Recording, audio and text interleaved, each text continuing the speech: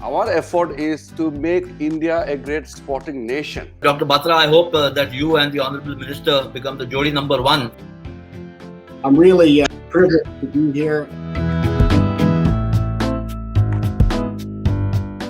First of all, I'd like to welcome our Honorable Minister Shri Kiran Rijiju to spare his time and join us on this function, the seminar which we are having for 2 days.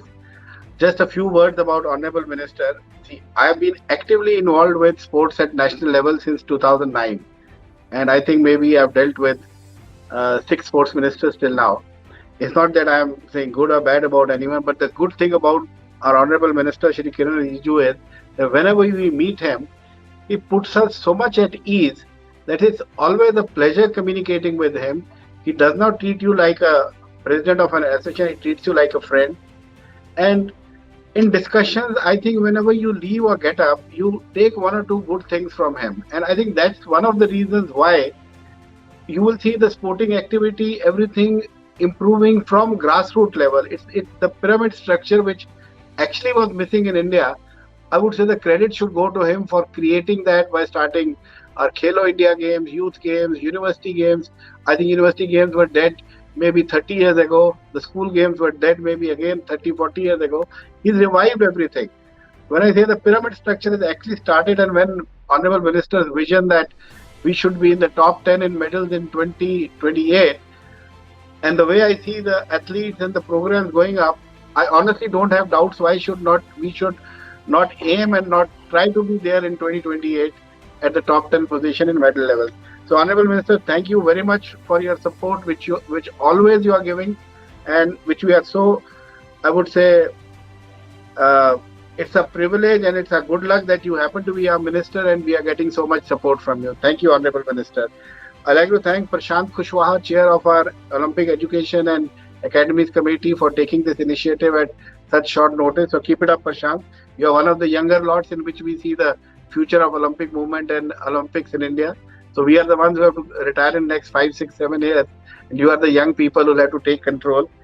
Then I'd like to welcome Mr. Reza IOEC, who is the Director of Education from Iran, who is also on the panel to speak today. Mr. Richard Young from New Zealand. So welcome on this program. Professor Arumugam, welcome on the program, and Dr. D.K. Singh, who are also going to be speaking today. And one person, Mr. Ayaz Memon, who is moderating, I believe, today. So Mr. Ayaz Memon is one person who is an encyclopedia and dictionary on sports. It's always a pleasure to meet him, and you always carry something back from him. You discuss with him on any sport and he'll have a knowledge. Two things I'd like to just address first. Prashant, you mentioned about Olympic Museum. Yes, this was planned earlier in Major Dhyan Chand National Stadium, but I think the decisions are a bit delayed. But yes, there is definitely a project within Government of India to start an Olympic Museum. Honorable Minister mentioned about integrating Olympic education program and sports. So I'll be certainly taking it up with you, Honorable Sir. And the bullet points you have requested, I'll certainly be preparing and sharing a note with you. We all know that education is a state subject.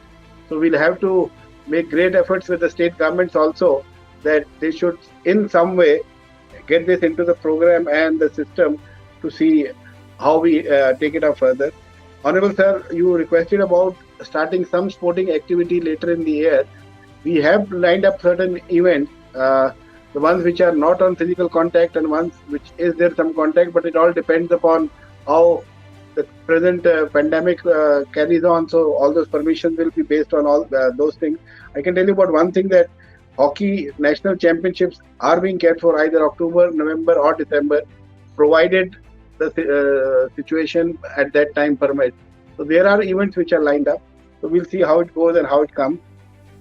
I'll just briefly go on today's program without taking much of your time, that Olympic education is an innovative educational activity enjoying international recognition.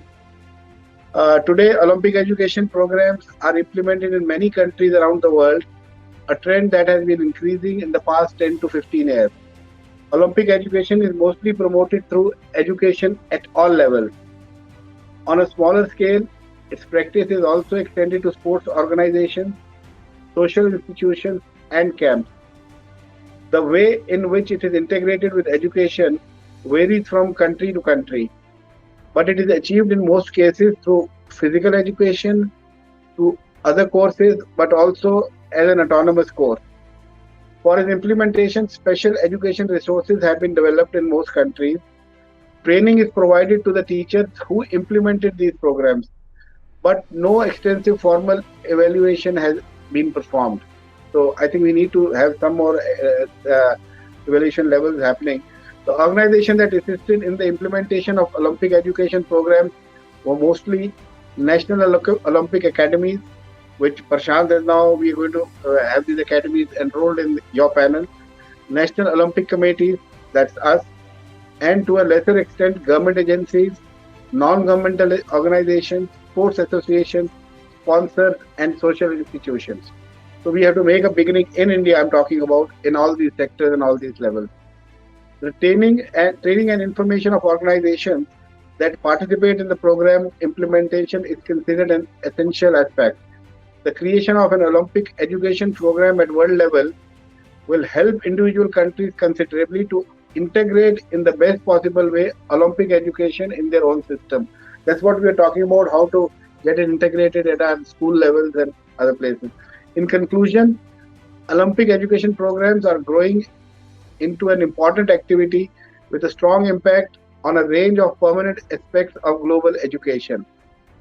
The schools, especially the schools, should draw upon this wealth of knowledge, experience, and representation that students of all ages bring from their life, their family, the environment in which Olympic education programs achieve this objective, that instead of teaching students ready-made knowledge, they integrate them into a knowledge generation process, enabling them to understand learning structures.